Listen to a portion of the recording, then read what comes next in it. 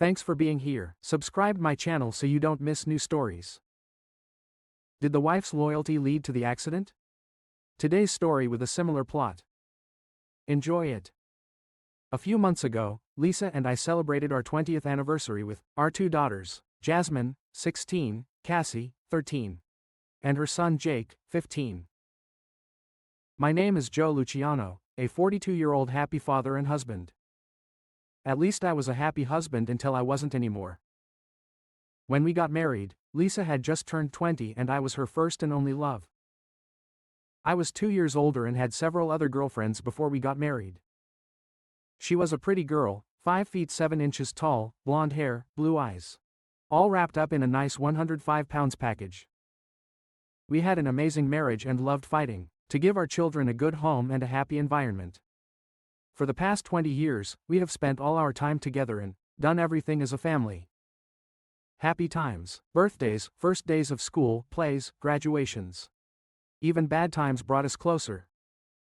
There were Jake's broken bones in soccer, sprained ankles, stitches from accidents with girls at soccer, and even Lisa's fear of cancer.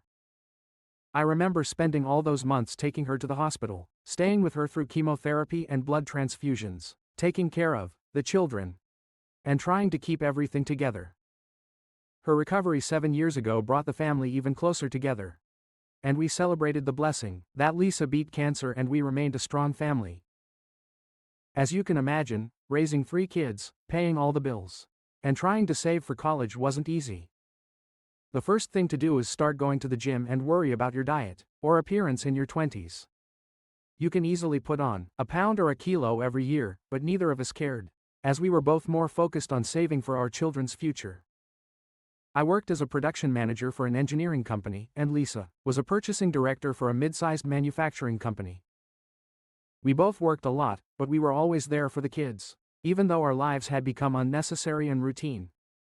Our love and intimacy were never lacking and we always made time for him, making sure we were both happy in bed. We weren't bad deviants, but we were more corny than some of the stories we read together. But we both seemed happy and satisfied with our lovemaking and relationship. 4 years ago, we got new neighbors, Maria and Roger. They were in their late 30s, had no children, and liked to party on the weekends. Maria was a gymnastics instructor and had an amazing body. Roger was 30 years old and also in good shape, as one would expect from a young man married to such a beautiful woman as Maria. When Lisa turned 38, she was about 30 pounds overweight, which didn't bother me at all since I also had about 40 extra pounds from years of hard work when we didn't have time to exercise or take care of ourselves. Maria convinced Lisa that she was a beautiful woman and could easily lose weight if she started going to the gym with her. 2 years later, just before Lisa would have turned 40, Lisa had lost 120 pounds, maintaining a 20-year-old body. She looked amazing and I always complimented her on how beautiful she was. Lisa became a different person, more confident in heart. Our nightlife improved thanks to her new energy level. Lisa rediscovered her youth and I tried to keep up and make her happy. Of course, with a new body came new clothes and a sense of fashion. With the help of her new friend Maria, Lisa now wore more revealing, attractive clothes. Lisa enjoyed her new body and loved to show it off in tighter, more revealing, fashionable outfits. At first, I was a little concerned when she went off to work looking like a nice young woman, while I spent my day wearing an elderly dad's body and old suits. When we walked together, I now look more like her father than her partner or husband. She always tried to make me feel important and that those looks didn't matter. Because I was the same man she had loved for the last 20 years, and would love me the same for the next 20. The difference was that now I could enjoy a pretty wife, not the overweight woman I lived with before. I told her that I loved this woman anyway and her looks didn't matter. For her 40th birthday, I threw a big party and invited all our friends and work colleagues. I rented a small room at a local hotel with a band, and fully catered the party with an open bar. She wore her prettiest little dress, new heels and looked like a supermodel. After a day at the salon, I watched the men stare at her and I could tell she loved the attention. Her new level of confidence was obvious, and she became more open and free-spirited, rather than the 40-year-old mother I was used to. It was a great party, and she made sure to thank Maria for helping her regain her youth and how all that work helped her become who she was and how it helped her marriage. I had to admit that I loved looking at her new body in her new intimate position. What I didn't like was watching her slow dance and flirt with several young men from her office. In all her years of marriage, she had never danced with other men or flirted openly. But now she seemed to enjoy the attention. It bothered me, but I let her enjoy the party and planned to discuss my feelings later. When I mentioned it that night after the party, she apologized and explained that she never wanted me to feel jealous or awkward and that she would never do that again. She explained that she just got caught up in all the excitement and drinking that night. She made up for it in bed. She was a tigress and thanked me for the party in her own special way. Life went on and everything returned to normal. Except that Lisa was home late several times a week due to gym work. I made sure I was home with the kids and cooking dinner on the night she got home late from her workouts on Thursdays. Jake had an after-school club and needed a ride home. Lisa agreed to pick up Jake from school on Thursdays because his school was several kilometers away and crossed several busy roads. Jake complained about being picked up and wanted to walk home because, he said at 15, he didn't want to be picked up by his parents. I explained that some of the roads he had to cross were too dangerous. And if you wanted to be in the school club, he had to come home with us. No exceptions. Of course he agreed, and I picked him up. Every day except Thursday because of my staff meetings. Thursdays and Thursday meetings had become Mom's routine. One day, Lisa was busy at work and forgot to pick him up, and after 40 minutes, Jake decided to walk home. It was one of the few times that anyone in my family saw me upset. Lisa was apologetic and unhappy with herself when she saw that I had lost my temper and let them both know how I felt. Lisa vowed that it would never happen again, and after I cooled down, she accepted it as a mistake. No harm, no foul, and everything was back to normal in the Luciano house. Once again, she made up with me in bed that night and life went on. From a financial point of view, things were going well. The job was good and the family seemed happy. Except for me. Over the previous weeks, I noticed that her nightlife had decreased from 4 or 5 nights a week to 1 or 2, and was no longer at the level we used to enjoy. Lisa began to indulge her desires more. She was worried about her appearance, had facials done, and had her hair and nails done weekly. It seems that once she hit 40, she desperately wanted to turn back time. The closet was filled with new clothes and shoes. And when I protested about the money she was spending, I was greeted by an angry woman and a cold wife who coldly told me that I was the one benefiting from the new, young, pretty wife, and that all the hard work was hers done to look like it was for me. I wanted to tell her that despite her best efforts, I was not getting any satisfaction and was having terrible, intimate. I told her that I missed the old Lisa, but that I still loved her just as much as the new Lisa. More late evenings, time at the gym and a few evenings with Maria, our neighbor and gymnastics instructor. That's when I made the decision to take her away for the week, and to reconnect and try to get things back on track. I loved Lisa, but I needed to insist on my own and return everything to normal. The following week, I planned to take her out to dinner on Friday night, and tell her about our vacation plans over a romantic dinner on Tuesday evening. I told her that I had made a reservation for Friday evening, and had already arranged for her parents to come watch the children. The next morning, I watched her getting ready for work. She was wearing another new dress that was a little frilly for work, along with dark tights and red high heels. She looked hot as hell, but too dressed up for work. When I asked her about her outfit, she explained that the big bosses were coming and she wanted to impress them. I knew better than to start a fight, so I left the house that Thursday morning wondering if I'd ever get my old Lisa back. I loved her, but I didn't love this new woman. Perhaps it was my lack of self-confidence because I never lost the extra weight, and when we were together, we no longer looked like a couple. Now I had a trophy wife without the love and intimacy we once shared, and I fought and prayed that our weekend getaway would help us reunite. Unfortunately, the events of that week did not contain a single escape, not a single date. It was Thursday at 4 p.m. when I received the call from Holy Cross Hospital. I was giving a presentation at our staff meeting when the call came in that Jake was in the emergency room and needed immediate surgery. They explained that I needed to get there immediately. I ran out to my car and rushed like crazy to the hospital, which was 15 minutes away. I called Lisa several times, but no one answered. I called her parents and asked them to pick up the girls and come to the hospital to be with their brother. I left Lisa several messages on her phone, wondering and worrying about where she was. She always answered the phone, but today, for some reason, she didn't answer. When I arrived at the hospital, I met with the doctors, signed all sorts of papers, handed over my insurance card, and spent a minute with my son who was unconscious and covered in blood. It looked bad as I noticed his broken leg and cuts and bruises all over his body. I kissed his forehead and felt tears streaming down my face as he was wheeled into the operating room. I was alone and scared to death when I started worrying about Lisa again. They took me to the emergency room of the operating room where I met my daughters, as well as Lisa's parents, Edward and Mary. They turned to me for answers and I told them everything I knew, including their missing daughter. We came to the conclusion that Lisa did not pick up Jake from school, and he decided to walk home again. I told them I was really worried about Lisa because she wasn't answering the phone or picking Jake up from school. They realized how unusual it was as we stood in a circle in a private waiting room, trying to figure out what was going on. "Let me call her office again and see if they know anything," I said, dialing her office number. "Hello, Lisa Luciano's office," came the reply.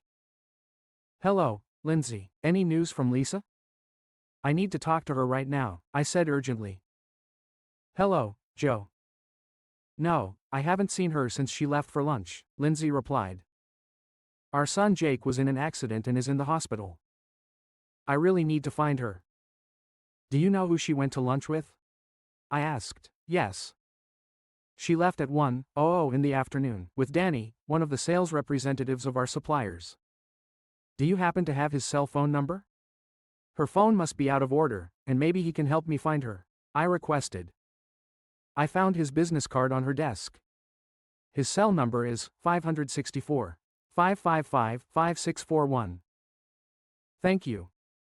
If you hear from her, please ask her to call me as soon as possible," I said, ending the call. I hung up and immediately dialed his number. There was no answer and it also went straight to voicemail. And I suddenly had a very bad feeling. Not only was I inconsolable for my son, who was about to undergo major surgery, but also because my wife seemed to have gone missing with some salesman. Tears streamed down my face from the stress I was experiencing. Lisa's mom, Mary, who got me, told me to hang in there. I felt anger begin to boil inside me when I heard Jasmine say, "I found Mommy, Daddy." Jasmine screamed, holding her phone. "What do you mean?" I asked. "Mom installed this Find Me app on our phones to keep track of us, and it works on her phone too. She's right there," she said, pointing to the flashing red dot on her phone. "This is cool. Where is it?" I asked. She zoomed in on her phone and within seconds it gave us the location. It was the Marriott Hotel in the city center. When everyone heard this, they turned to me with a surprised look. I quickly got an idea on how to contact her. Unfortunately, if my idea had worked, it would have meant the end of my marriage. Everyone watched me press buttons on my phone, wondering what I was doing. When I called the hotel and asked for Mr. Donnie Kelly's number, they put me on standby and a moment later I heard the phone ring. After 8 rings, the man finally answered in a disappointed tone. "Hello?" he said. "Hello? Is this Mr. Kelly?" I asked. "Yes. How can I help you?" he replied. "Could you please put me through to Mrs. Luciano?" I requested. There was a short pause before he answered. "Sorry, Mrs. Luciano is not here. You must have the wrong number." In a confident, controlled voice, I said, "Danny, listen carefully. I'm her husband, and her son is in critical condition in the hospital. Look, I know she's there and I need to give her the details now. Please, just give her the phone." After a long silence, I spoke in anger. "Danny, if her son dies before I talk to her, I will find you and kill you with my bare hands. You understand? Now give her the phone. Damn it." I heard the phone being passed, and then Lisa's voice. "Hello?" she answered in a nervous voice. On the contrary, I was firm and controlled when she answered. "Lisa, listen carefully. Jake was hit by a car while walking home from school. He's in surgery and in critical condition. When you're done having fun with your boyfriend, please come to emergency room 6 at Holy Cross Hospital. You understand? I heard her scream when I was disconnected from the connection. I was so focused at that moment that I forgot that my two girls and her parents were listening to the conversation. Now they were looking at me in complete shock. All the emotions of that day, and hearing my wife talking on the phone to her lover was all my body could handle, and I actually started crying for the first time in my life. I cried in front of my family. I was in a lot of pain over Jake's accident and the loss of my wife. I could no longer be resilient and strong. I was on my knees and sobbing, and my children hugged me and cried. Mary and Roger stood next to us and also cried. It was a sad scene, but I knew everyone needed my strength. So I stood up, kissed my girls, wiped my eyes and talked to everyone. I apologize for what you just heard, but I lost my cool when I heard him answer the phone. Yeah, it looks like Lisa spent the day in bed with some sales guy from work and forgot to pick up Jake. She's with him now, but I'm sure she'll be here soon, now that she knows what happened. Please keep her away from me, because I'm not sure what I will do in the state I am in, I said, addressing everyone. I saw the anger in her mother's eyes. Mary was a tough woman and didn't raise her daughter that way. She didn't approve of her daughter's recent behavior changes and told her so. But she would never have believed that her little girl would do such a thing. Jasmine was still crying and asked, "Dad, is Mom cheating on you?" It seems so, but you can ask her when she gets here. For now, let's focus on praying for your brother. He needs all our prayers right now. We'll deal with Mom later, I replied. Oh my God. I need to go now. I forgot to pick up my son from school and he got hit by a car. It's all my fault. My sweet boy is in surgery and my husband knows about us. I'm really screwed and have no idea what to do. Lisa, what about us? She said to Donnie, putting on a dress and heels. She grabbed her purse and ran to the elevator, turning her phone back on. As the elevator descended to the first floor, the phone was turned on again and began beeping with dozens of messages. She got into the car and rushed to the hospital, thinking about nothing but her son. Guilt began to throb through her body as she drove, and tears continued to fall from her eyes. No matter how many times she wiped them, this should never have happened, and she realized how stupid she had been. Eventually, she realized that she had been foolish, and was putting herself before her family.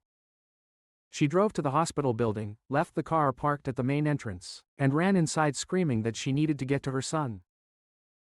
The security guard, who had seen all this before and understood the situation, took the car keys from her and led her to the waiting room. 20 minutes after leaving the hotel, she walked into the surgical emergency room, only to come face to face with her mother. Mary walked up to her daughter and immediately slapped her across the face, with such force that it would have knocked the grown man off his feet. Lisa's hand was practically torn off, and her face turned red from her mother's blow. You're trash. We raised you better than this. It's all your fault. I hope you're happy, she said through tears. Mom, everything is wrong. Her father grabbed Mary and looked at Lisa with a sad face. Lisa, stop it. We all know what you did today. It's a shame you didn't care about your son more than you did about your lover. Now your son is fighting for his life because you were in the arms of another man. It was then that our daughter Jasmine screamed, sobbing, I hate you. You cheated on your dad and now Jake might die. I hate you. I hope you die. Yeah, it was a car accident. Lisa looked in my direction, but seeing the expression on my face, she turned away and sat down, alone on one of the chairs, away from the others. We sat there for the next 30 minutes, not knowing what was happening to Jake, until the doctor came to talk to the family. He talked about all the broken bones they had set in a punctured lung. That had already been taken care of, but the problem was some internal bleeding. He explained that Jake had lost a lot of blood and was in serious danger. He said he would need blood and wanted to take some samples to see if we could donate. Of course, we all agreed. While we were waiting for our blood to be drawn, I looked at Lisa and had to ask, will we learn anything from the blood test? Lisa, Jake is my son. She cried harder than ever, hiding her head between her knees. She rocked back and forth and cried like she had never cried before. It turned out that my blood was the same as Jake's, and we ended up donating several units of blood. A few minutes after we donated blood, I asked everyone to leave Lisa and me alone for a few minutes. After they left us alone, I looked closely at Lisa, who was trying to avoid eye contact. I noticed how disheveled her clothes were and realized that she must have run out of the hotel room to get here. Lisa, you look terrible. You're not wearing nylon stockings, your makeup is a mess, and you haven't even combed your hair. You smell like a knight. You couldn't be more disrespectful if you tried. I commented. This made her snap her head up and speak for the first time since she arrived. He's not my boyfriend. Please don't say that. There's no one else. I love you, Lisa. I said softly. If he's not your boyfriend, then you're just sleeping with random guys. Please show me some respect. I am not an idiot. For the last 2 months, you have been denying me intimate hell. Even last night, you pretended to have a headache and turned me down again. Why, Lisa, did you want to be fresh and ready to meet your boyfriend today? Look, now is not the time or place to discuss this. Just go home, clean yourself up and come back looking presentable. Our children and your parents still need to see you in this state. I don't want to discuss your betrayal or our divorce until Jake gets better. No, Joel, you can't divorce me. I love you. Please don't say that, Lisa. We will discuss our future, but not now. I can't waste my energy on you right now. I need to worry about my son. I need to focus on Jake now. What you did to our family. Just go home and clean yourself up. If you can't drive, I'll ask your father to drive you, or call a taxi, but you need to leave now. Jake won't be out of surgery for a while, and you need to be here when he wakes up. The last thing he needs is to see you like this. She stood up, tears still flowing. I am so sorry. I'll leave. 2 hours later, Lisa returned. No makeup, her hair in a ponytail, jeans and a sweater. She had stopped crying, but she looked terrible because of the tears and humiliation. Now she sat with her mom and dad and a girl stayed next to me. I told my girls that we needed to stop resenting their mother and that we needed to focus on Jake. I explained that we would have time to talk about this later, but right now we needed to be a family. So for the next 2 days, we took turns keeping watch over Jake, who remained in a medically induced coma. Finally, on the 3rd day, positive news came from the doctors and Jake was fine. He would have to stay in the hospital for a while, but in about a week he would be able to return home. We all cried and hugged each other when we heard the good news. Lisa tried to warm up to me, but I didn't want to participate and gently pushed her away, hugging my girls. Lisa's world collapsed and she had no idea how to return to her family and save her marriage. Since the family took turns staying at the hospital, there were no overnight accommodations for Lisa and me. But on the 3rd day, I decided to tell Lisa how I wanted to live further. Lisa, now that Jake is better, I'll sleep at home again. Obviously, I don't want you in my bed. And since you're the one taking on new lovers, I think it's only fair that you move your things to the guest room. Please, Joe. Not this. Please don't kick me out. You know I love you right now. Until Jake is fully recovered, it won't be like that. You are the mother of our children, and we will need your help in Jake's recovery. But until I decide what the future holds for me, you and I are no longer a couple. Yes, legally, we are still married.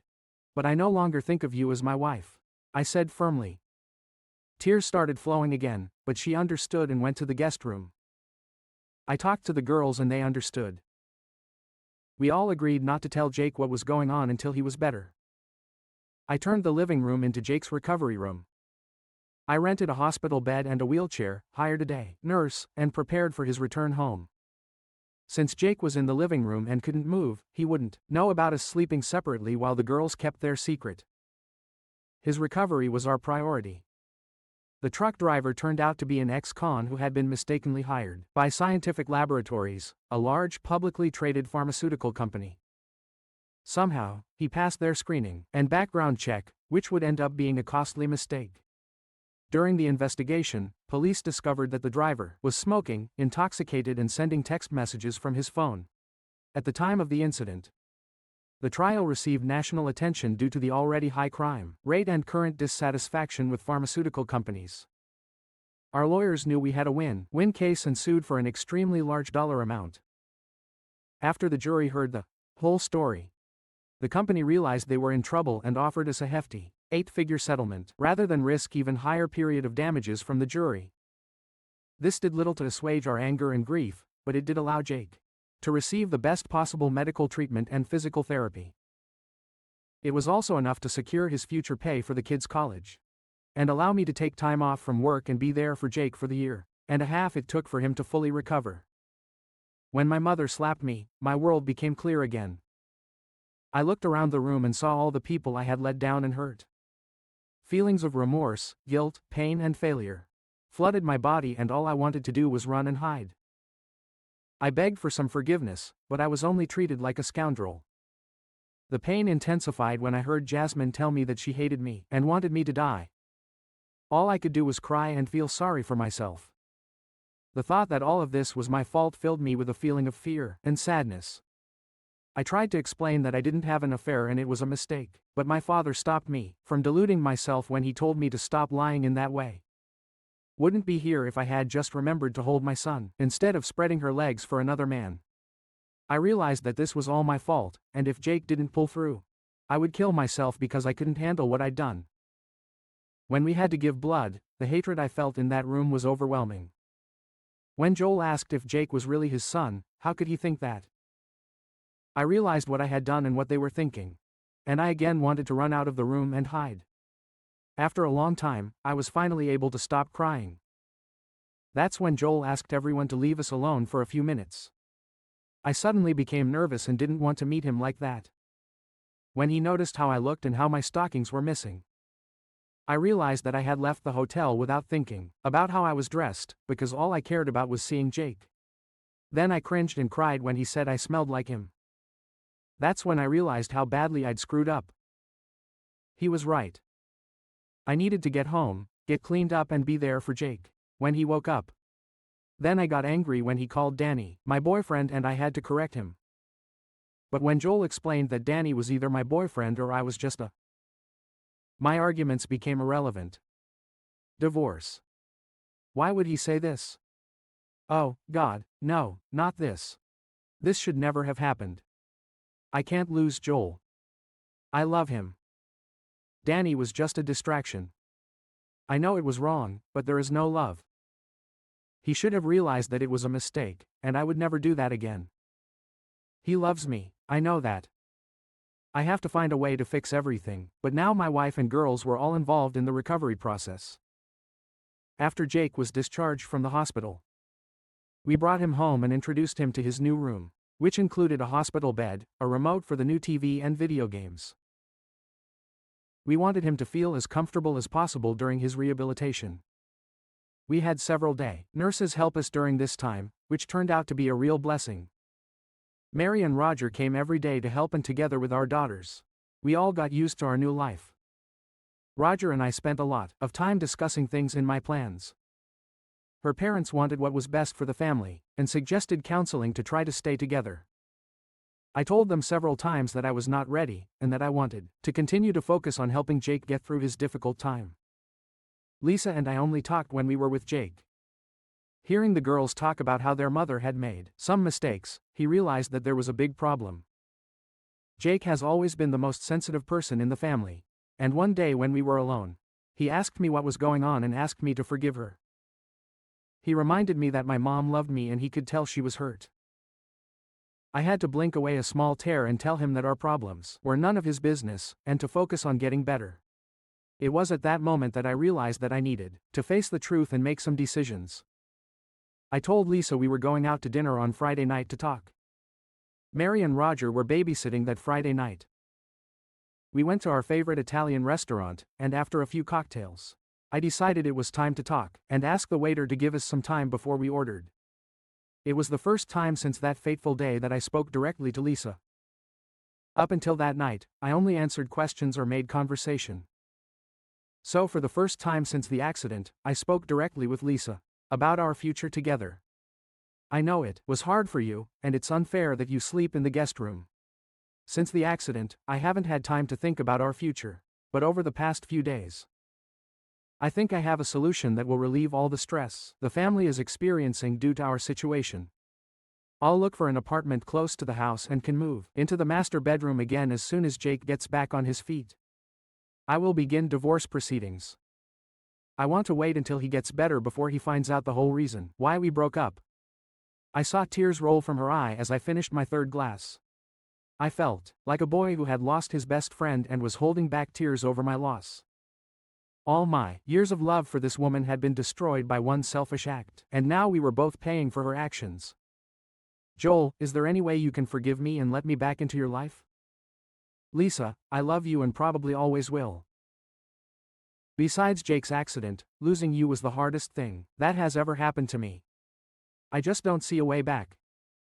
Your selfish act of putting your boyfriend before our family and betraying my love is something I'm not sure I can ever handle. Our son Jake almost died because you needed to be with Donnie. Think about it and put yourself in my shoes. Please don't say his name. Since that day, I have hated myself. I don't blame you for hating me either. What I did was unforgivable. To make matters worse, I betrayed the only man I've ever loved. For what? One stupid affair with the man I never even wanted in my life. I know I screwed up, and I don't deserve anything from you or the girls, but is there anything I can do? Lisa, I don't think so. As far as I know, you didn't do anything to resolve the situation. And that just shows me that you really don't care. Once we get divorced, you can go back to your boyfriend, or someone else with your new body and looks. I'm sure you can get any man you like, I said sarcastically. Okay, I deserve it. But after the accident, all I did was try to be with Jake. I tried not to think about what I did to you. Let me make things right and give me another chance. Please do what you want, Lisa, I'm not making any promises here. I'll wait a few weeks before I start looking for an apartment.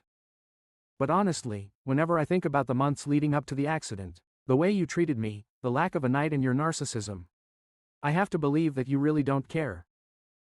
I was by your side during your illness and worshipped the ground you walked on. You took all this love and threw it away. You gave what was once mine to another man. You let him use you, and only God knows what you did to him. I don't know how I can forget this, Lisa. Tell me, how long had you been dating Danny, before that day? I've never been with him before. It only happened once, I swear, and there never was anyone else. This was not the answer to my question. I asked, how long have you been dating Danny? Obviously, you two had been making plans before that day. I'm guessing you had lunch, maybe an after-hours drink, a special text message or an email or two. If I checked your phone, text messages or email, will I find a relationship? You see, Lisa, giving yourself to another man is more than intimate.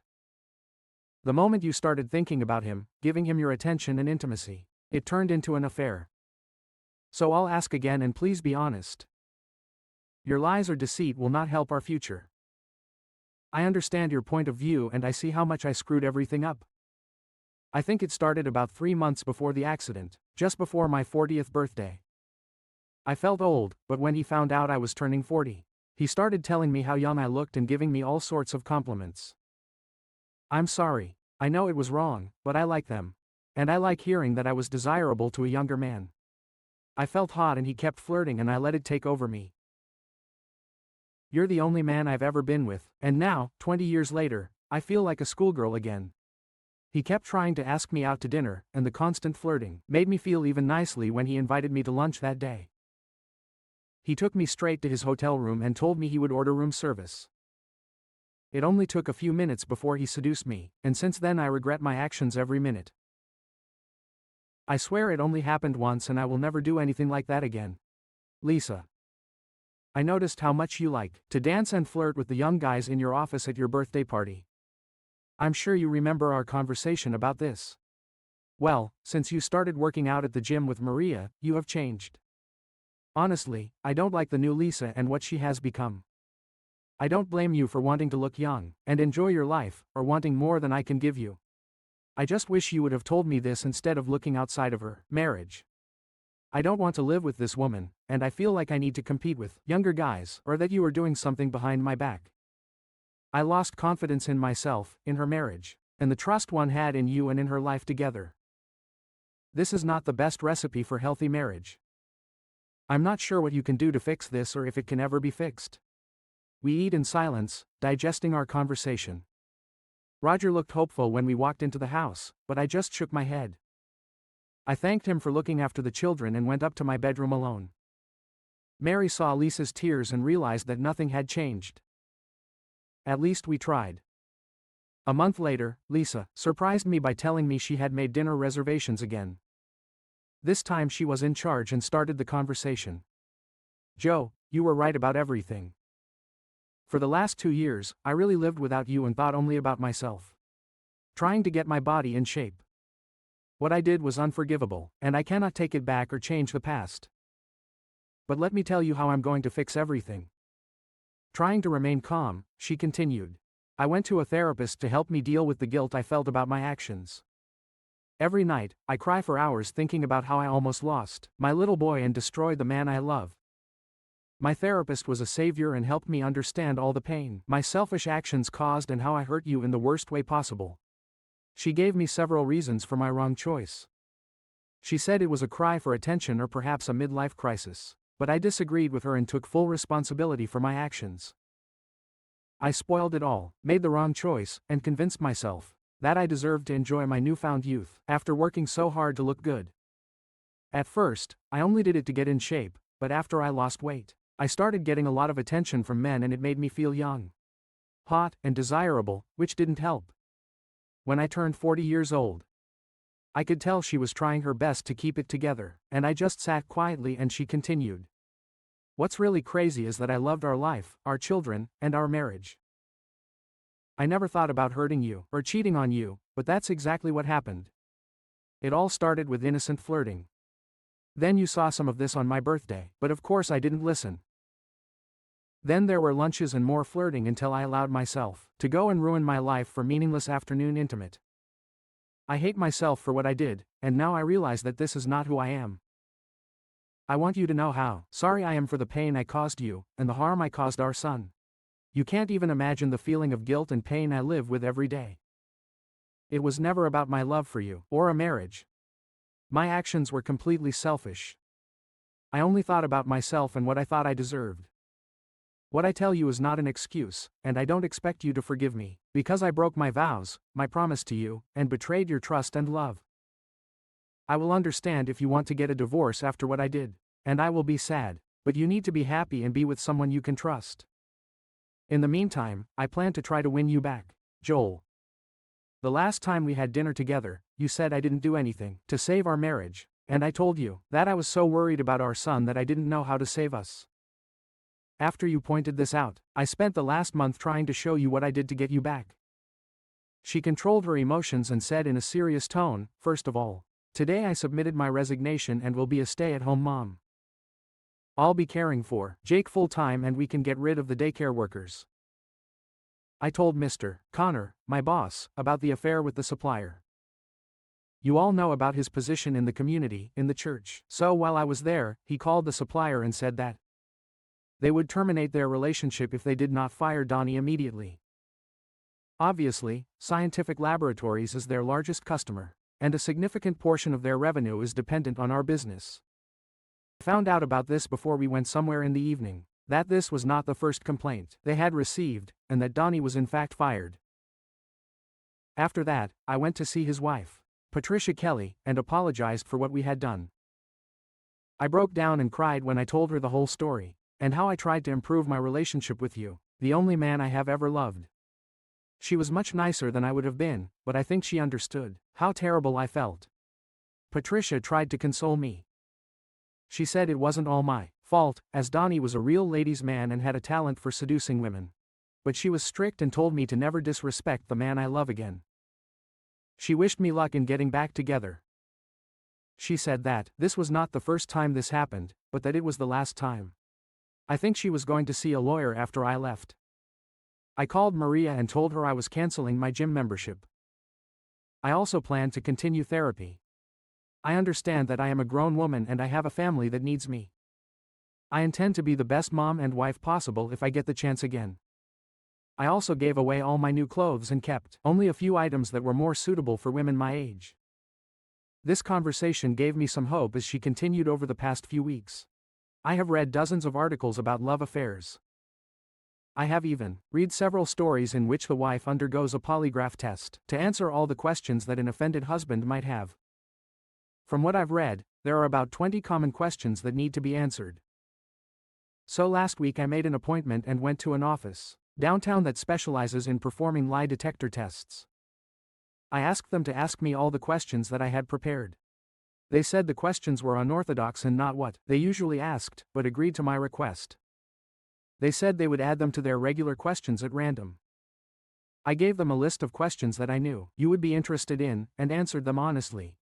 In a desperate voice, she said, "This envelope contains the answers to your questions. I want you to know that I did not open the envelope or look at the results. I know the truth, and I am confident that these results will allow you to understand that I'm telling the absolute truth. I will even voluntarily agree to take a test every few months to prove how much I love you, and that you can trust me again." I also met with a lawyer and asked her to prepare a post-nuptial agreement to prove how serious I am and to try to regain your trust. The post-nuptial agreement states that if I ever screw up again, I will give up custody of the children and leave our home without support or child support. I've read that this is common for traitors like me. Yes, I know who I am now and what I have done. I accept this title no matter how dirty it makes me feel. I also know that I need to atone for what I did, and I promise to always put you first, she said as tears flowed from her eyes under the table in the envelope. You will find a post-nuptial agreement, along with the results of a polygraph test. I sat there, stunned by her actions and her revelations about what she had done. My wife understood the impact this had on her family and her marriage. Well, Lisa, I have to admit that I'm surprised by your actions. This does give me food for thought, but I have one serious question. Why are you trying so hard to save this marriage? I mean, you obviously lost respect for me as your husband, and were looking for something better. Now, with your looks and great body, you can have any man you want. You need to be honest and ask yourself why you want to stay with me, a middle-aged, overweight man. You've already made it clear that you want more than I could give you. Knowing how you felt about me, I can't understand why you want me now. I think you just feel guilty about getting caught and want forgiveness to ease that guilt. No, that's not the point. I want us to come back because I love you. You were there when I was sick, you took care of me, nursed me back to health and never complained. All these years, you were always there for me. And I always felt your unconditional love. I took it all for granted, and now I understand how precious that love was. I don't need anyone else, and I can't even imagine being with anyone else. It was always you, and I threw it away. And honestly, you've always been everything I needed. A knight, you always made me happy. I just took everything for granted, and stopped thinking about anyone else but myself. And it will never happen again. Now she was sobbing uncontrollably in the restaurant, making hiccuping sounds from crying so hard. Now other visitors were looking at us.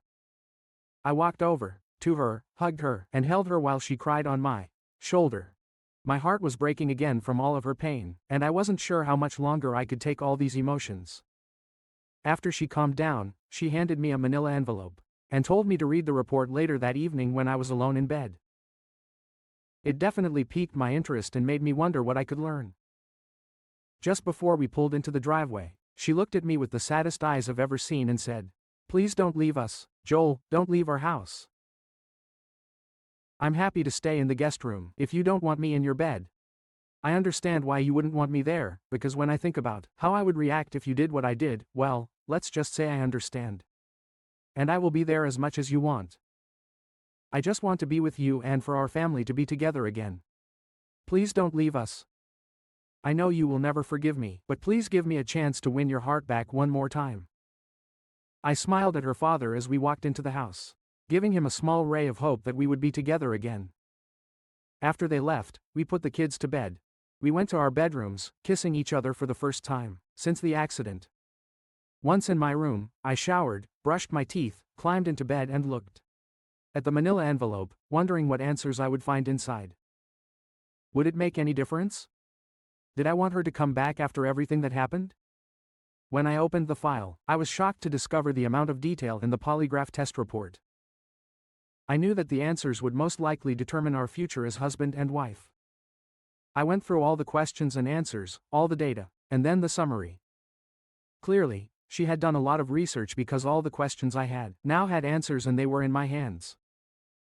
I wasn't sure I was ready, but I would soon find out the truth. The questions seemed to be jumbled and out of order to prevent her from knowing what would happen next. It was funny as far as I could tell from the questions Lisa came up with. Because a real lie detector wouldn't ask questions that way. Is your name Lisa Connor? Yes. Have you cheated on your husband and family? Yes.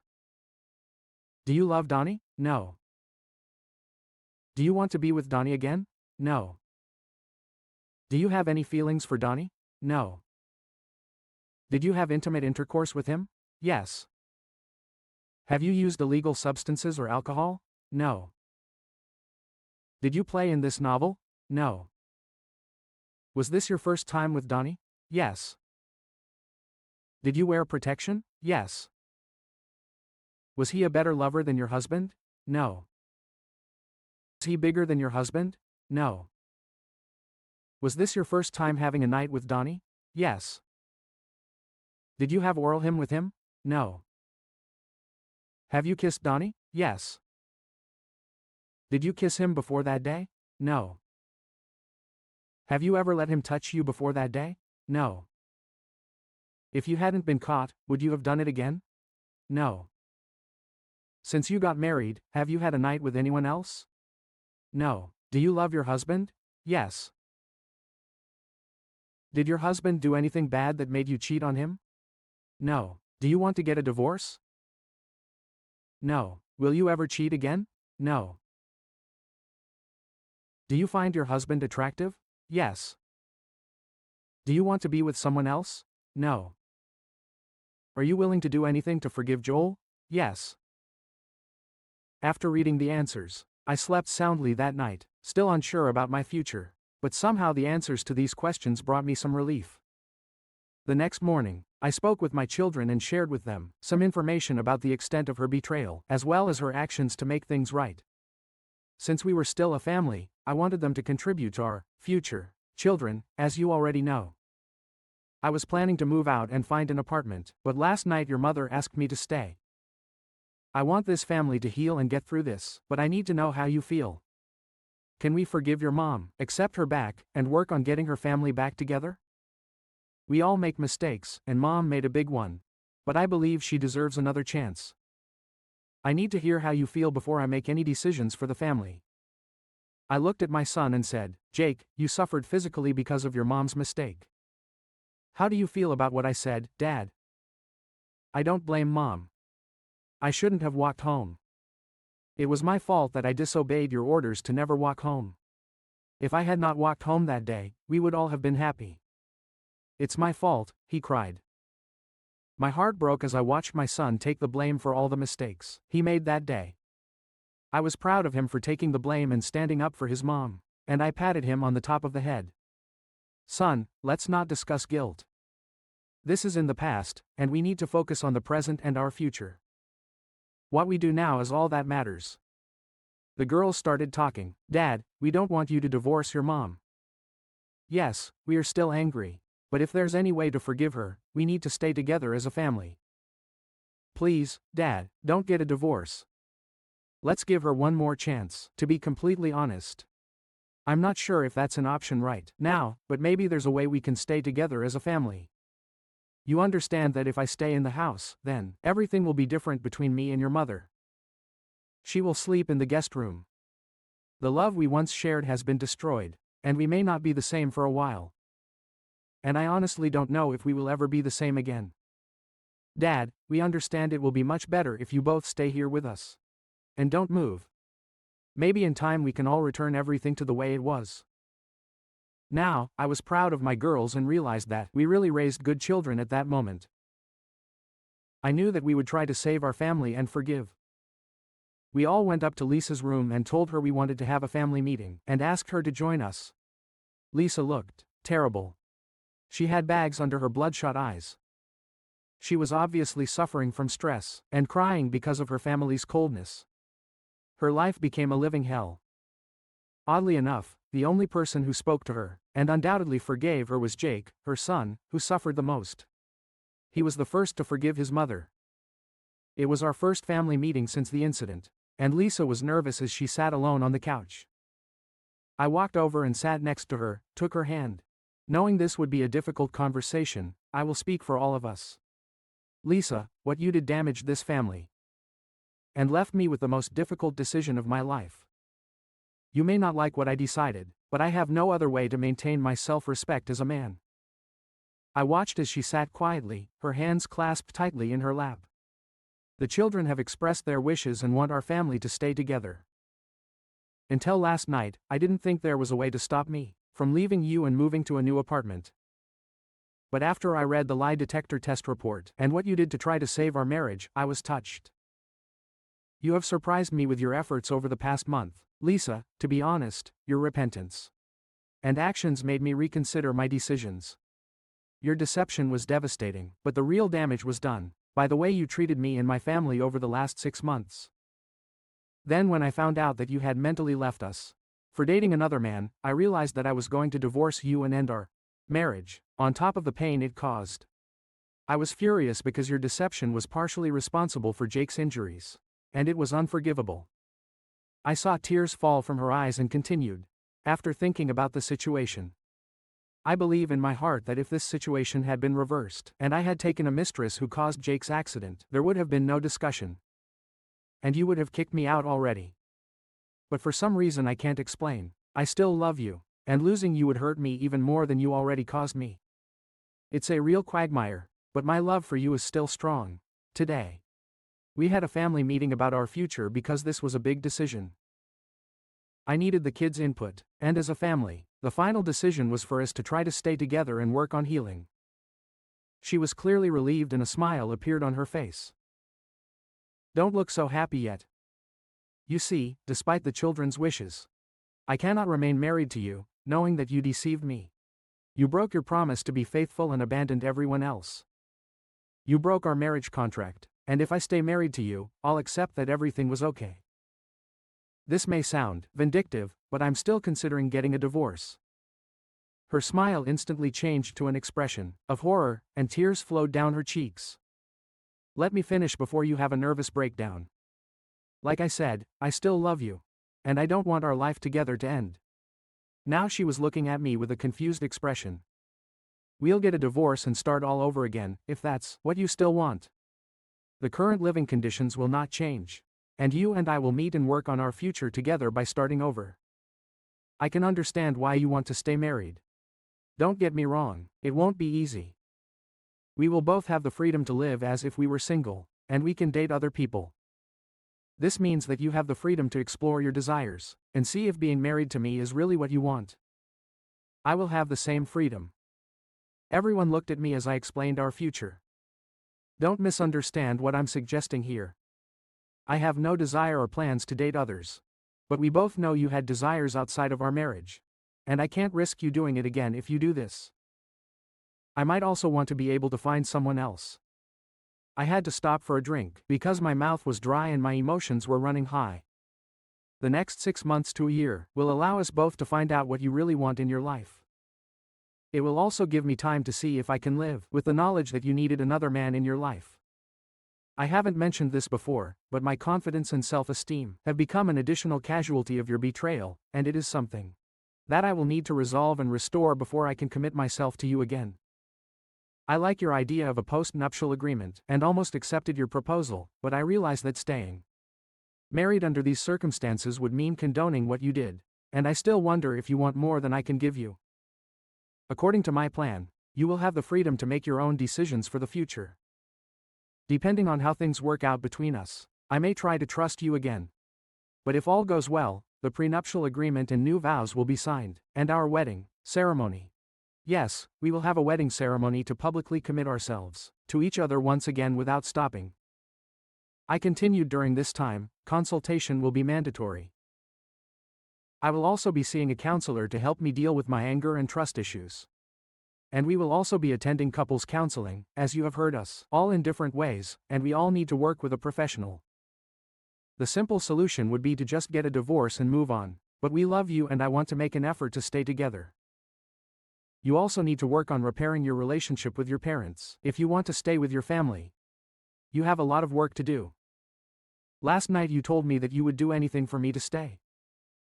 If you still want this, then be prepared for a long healing process. I stopped and let everything digest, and we sat there until the pressure of silence became unbearable. So, Lisa, are you still ready to do whatever it takes?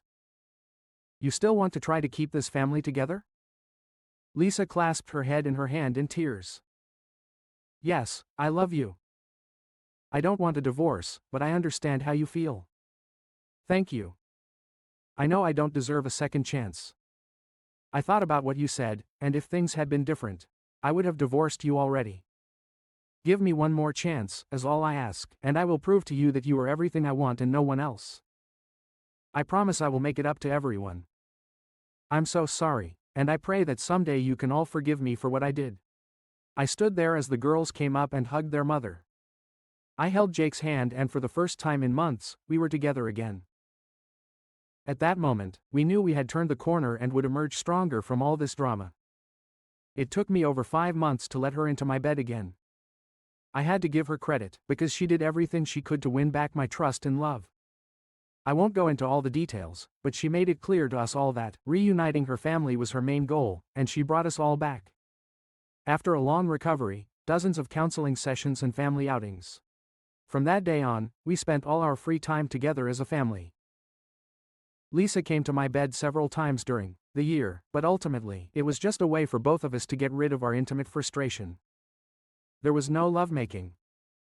Our time was never more than a few minutes because my mind kept thinking about that terrible day. Neither of us had met or even discussed anyone else. My own therapy sessions helped me accept what was happening and regain my confidence. After losing interest in intimacy, Lisa, I was finally able to perform and get some intimate satisfaction, but lovemaking took much longer. After 10 months, we did complete our sessions, but it was several years before we experienced the level of intimacy we once shared. Her betrayal left a lasting wound that I have never been able to fully heal. Lisa's commitment was strong, and she proved to me that she was completely devoted to me and was not interested in anyone else. Her love and encouragement helped me get my confidence and self-respect back to an acceptable level, and I was finally happy again. A year after this meeting, we had a small wedding ceremony. With a few friends, her parents and children. We exchanged vows and signed prenuptial agreements. During our small reception, she gave a short speech to everyone, apologizing for her actions that had hurt the entire family and thanking everyone for their support. She promised to be a loving mother and a faithful wife. Many tears of happiness were shed that day, and I even felt a few tears fall from my eyes during our reconciliation. Lisa became less sociable and suffered in her own hell. She realized how much I had suffered because of her affair. We remained married and happy for the next 3 years. We watched our children get married and have children. All in all, it was a happy life, and the events of that tragic day are now in the past and will never be mentioned again. Danny paid for the damage he caused to my family and marriage. His wife kicked him out and served him with divorce papers. Soon after, Lisa confessed our sins to her. As a result, he began to live in a one-room apartment, after paying child support. Danny lived a miserable life, torn between alimony and support payments. Because he was only allowed to see his children on weekends, he was left penniless and depressed. He suffered even more when he found out that his ex-wife was dating someone, and how much the children loved their mother's rich boyfriend. Weekends on his yacht, trips to Disneyland and Universal made him jealous and sad as he realized that their future stepfather was a better man. Danny continued to experience bad luck from job to job, as he continued to screw things up. The dates with the girls also didn't last long when they found out about his history of cheating. He continued to date married women because they were easy prey for his looks and charm. This was his downfall. One night he was run over by another angry husband as he was leaving a club. He suffered internal bleeding, a dozen broken bones, a collapsed lung and terrible pain for 3 days straight until he died. He left a trail of pain behind him and died alone, because the family could not lay claim to the body. The state eventually cremated his remains and buried the ashes, with other unclaimed bodies, in a mass grave. I learned about Danny's difficulties from his ex-wife, who thought it might help bring closure to my wife's affair. It was childish, but I took great pleasure in telling Lisa all the details of his terrible death. To her credit, there was no emotion in it, and she never said a word about it.